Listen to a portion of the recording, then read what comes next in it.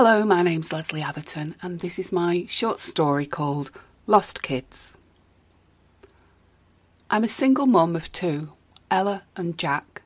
They're 9-year-old twins, funny, silly and technology obsessed, as are most of their classmates.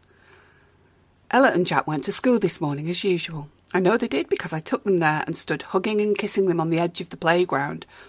But by mid-afternoon they were gone. Ella and Jack, gone. Their teacher, gone. The entire class of Year 4, gone. But the rest of the school is still there, working and playing as if nothing's happened. It's outrageous and I don't understand. Across from St Bede's is a small Italian restaurant. Lots of us mums take our kids there on the way home from school. It's the kind of place where you can get homemade ravioli and pizza, alongside a small selection of gelati and the standard fare of a British calf. We generally have bacon butties there once or twice a week, and in the summer we go in every day to cool our hot and sweaty bodies with ice creams. On hot days, the queues trace all the way round the block. Their ice cream's that good. Anyway, I'm not deviating, as I'm telling you this for a reason. You see, it's become a kind of unofficial HQ for Year 4 parents, almost a hub or meeting point. Many of us stay-at-home mums have been here from the moment we found out. We want to be next to the school and we want to be together. At the moment there are 6 of us crowded around a small bistro table with our coffees. 1 or 2 of the more anxious types have a vodka chaser. I'm not one of the more anxious types. I'm usually level-headed and rational, sensible and responsible. In fact, the kids tell me regularly that I have no sense of humour. Well, today I definitely don't. I'm beside myself with worry and frustration. Where are my babies? I knew straight away that something would be going wrong today. I'd been cajoled into sorting out the catering for this term's school events because they know I have a membership card for the local wholesaler, and they're too tight to buy their own. So anyway, I nipped into the office first thing to sort out an invoice for the St Bede's summer barbecue, a hog roast presented to the school by the Parent Teachers Association. We needed the hog, of course, then a supply of salads, fruit, dessert, etc. I've bought everything. It's in the kitchen's fridges and freezers, neatly labelled and waiting for the weekend. The bursar decided to reimburse me for the 2 invoices separately. 2 different cheques, one for the meat and one for everything else. I took both cheques to the bank. I had them in the same envelope, but when I got to the counter, only the second cheque was there. The first had become lost in the ether, like the kids. I rung the school office. They checked everywhere. There was no cheque. And there are no Year 4s, though the school hasn't admitted it as such. There's also no CCTV. St Bede's is very much in a low-risk area and they've clearly never seen the point of it. But we're pretty sure that CCTV wouldn't have helped in this case. The kids haven't left the school. Well, not in the traditional sense. They say at Maurizio's that no children were seen leaving the school. They would have noticed a coach or minibus and they know many of the children by name, so they'd have been taking notice. The only way they could have moved a group of 30-plus Year 4s would be if they sneaked them around the back, across the playing fields and over the fence. But they didn't. 2 of the mums here live in terraces backing onto the playground. They were washing up breakfast dishes or playing with their preschoolers in the back garden. They saw nothing. At any rate, the playing field maintenance team started at 9 in the morning and are still at school. They've been questioned in detail, but nothing was seen, and nobody is a suspect. We've no reason to disbelieve that. The 6 of us here are uneasy, of course. We feel lied to, disregarded, frustrated, and scared for our kids. But what makes us more uneasy still is that, other than us, there's no throng of anxious parents waiting at the school gate.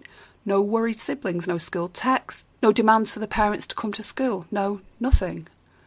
There are just 6 drinking, thinking mums, and not a single one of us can explain what's just happened.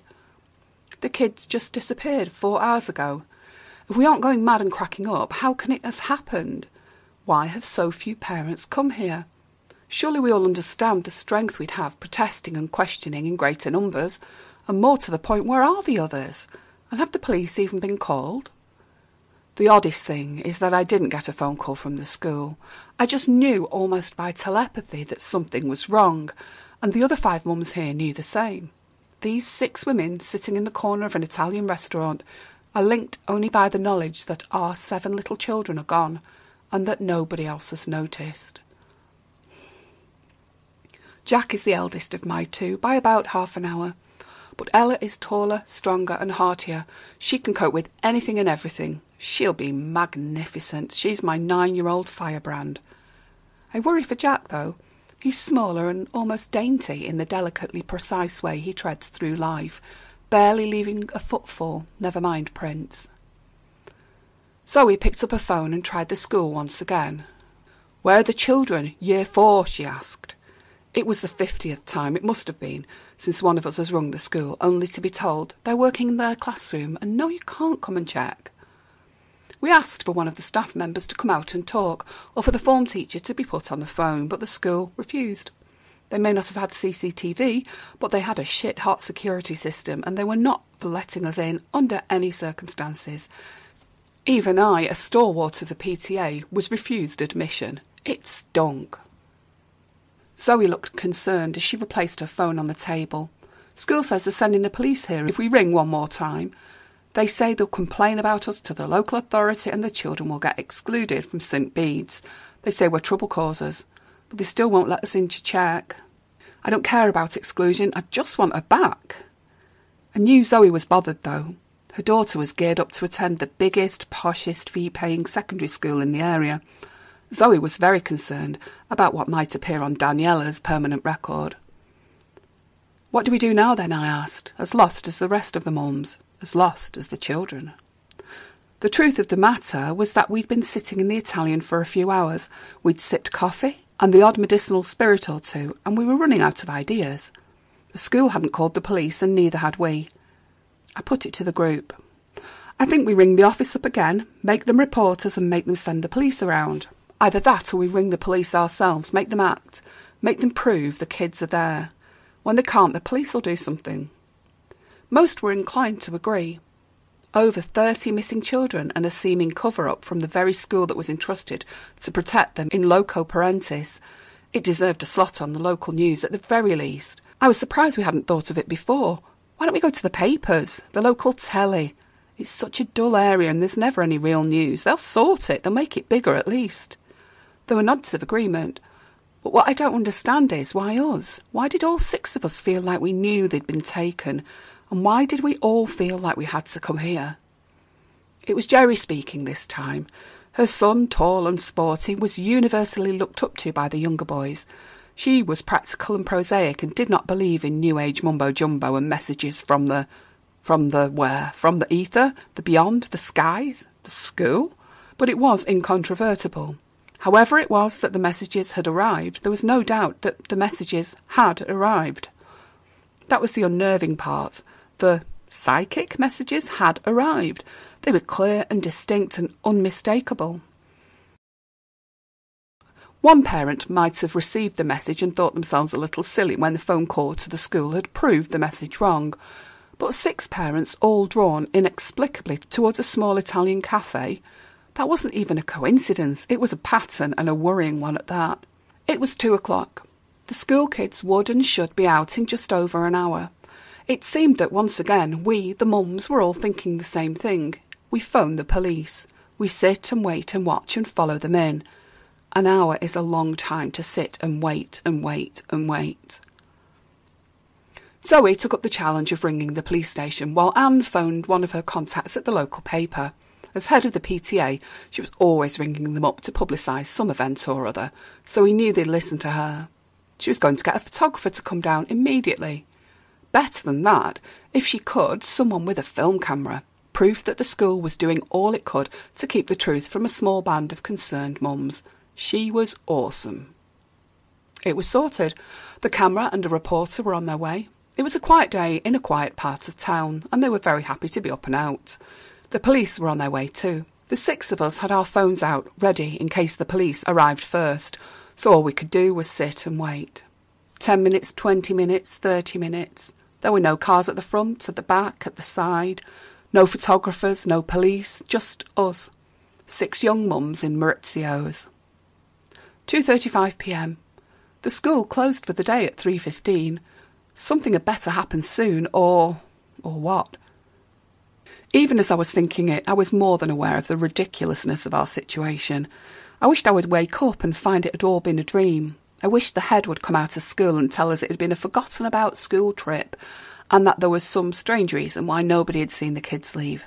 I wished even more that the bell would ring at 3:15 and Ella, trailed by my dainty little Jack, would appear, tired and demanding snacks, as they did every other school day.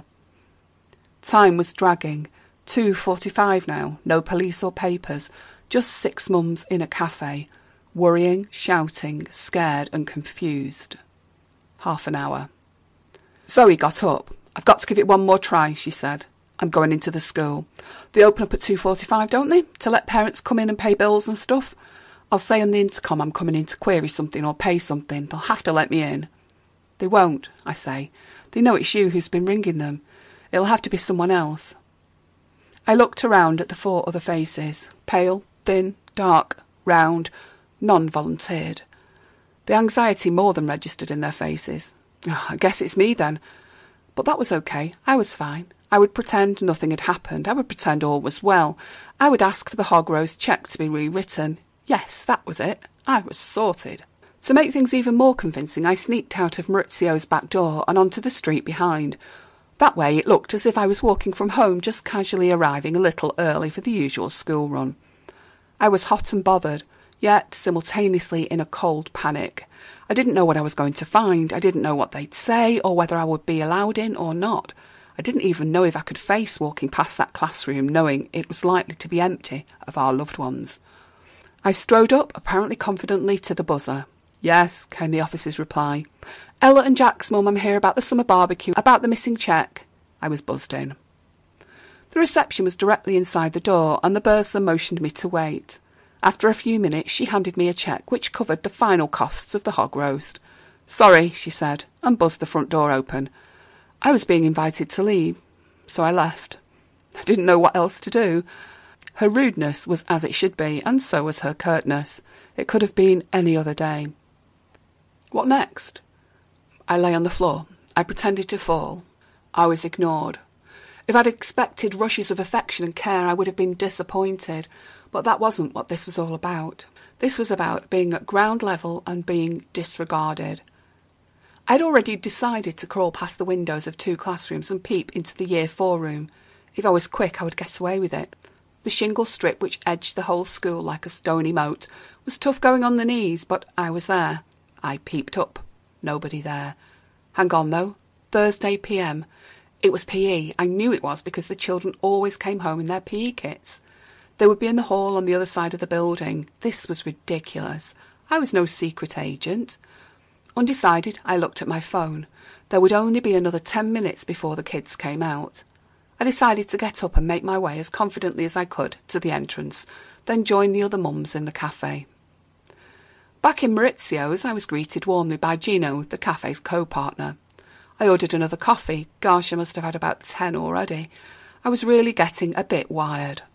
I walked to the table, towards the other mums. But there were no other mums. There was nobody there. Where were they? Had they been taken too? Was I the only remaining person who knew the truth? 10 minutes now. I took a seat at another table, this time nearer to the window. It was a tiny table for single drinkers and diners. My apprehension was growing now. 5 minutes to go. Some parents were already in the school, removing their children a little early to attend time-critical piano lessons and dental appointments. To see the little faces of those kids made my heart ache. Where were my 2 little faces, sullen, exhausted, and complaining of extreme hunger? Then the bell rang, loud and clear. There were parents. There was Zoe waiting outside. Children began to trickle out. Many children. My children. My 2 glanced around, accustomed to me always being there. Not the same place every day, but always somewhere within sight. They saw me in the window of Maurizio's. I had always told them that if I wasn't at the edge of the playground or the school gate, then they must always look in the cafe's window, as I would be waiting there with a treat for them. Ella waved, a big, bold wave which took over her entire body. Jack did his usual little boy hello, being almost apologetic at his own affection. I could not move. I was rooted to my seat. Ella grabbed Jack's little hand and pulled him towards herself and towards me. He was tired, weak, and a little slow. She teased him and began running and holding her hand up to me to show me the latest project she'd created. Oh, my kids are there, thank God. I love them so much. Then the minibus caught her. She'd run just that little bit too quickly, and she went straight into the path of it, in that 20 miles per hour zone. The bus wasn't even going as fast as that, but Ella ran into the minibus and fell under it, and the wheels crushed her usually strong, powerful body. And Jack fell too. But I think he was going to be all right, and I watched it all happen with eyes closed and eyes open and brain out of focus. My little girl, my little girl, my little girl, my son too. I couldn't move or run. I couldn't. I screamed. I've been in hospital now for such a long time. I still get occasional moments of lucidity, and when I do, I'm encouraged to write things down. So that's what I'm doing today, whatever day it is. I'm encouraged to get out of bed, but I don't, not often. I'm encouraged to think about the future. I'm encouraged to consider the past and move on from it. But I can't, and I won't. I don't care what they say, and refuse to acknowledge their stupidity. No way am I a single girl who never married and never had kids. I don't care that they describe me as a fantasist. I don't care. I don't care what they say because they're all wrong and I'm right. I want to get out and see my Jack, get him back. I know that he's been adopted by a nice couple who take care of him. I don't care that the doctors and nurses tell me he never existed, that neither child did. They say they can prove it, but I know they're just saying that to make me feel better and to reduce my sense of loss. Ella is mangled now, not dead and not unexisting. The doctors want to take her and put her to sleep, that's what I think. So I carry Ella around with me for her protection. The doctors try to convince me that this is just a pillowcase stuffed with a nightdress. It's not. It's Ella hiding under all that because her poor little body was so badly crushed.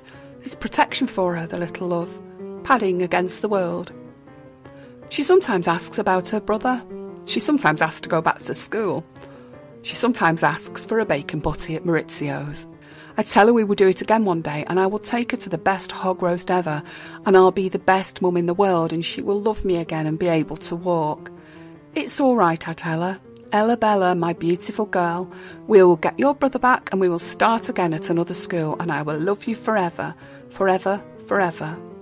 I pull at the tuft of the Ella pillowcase. Her face is deformed, out of shape, and that won't do. You're going to be so pretty when you get better, I tell Ella, and I'll never ever leave you again. Not ever,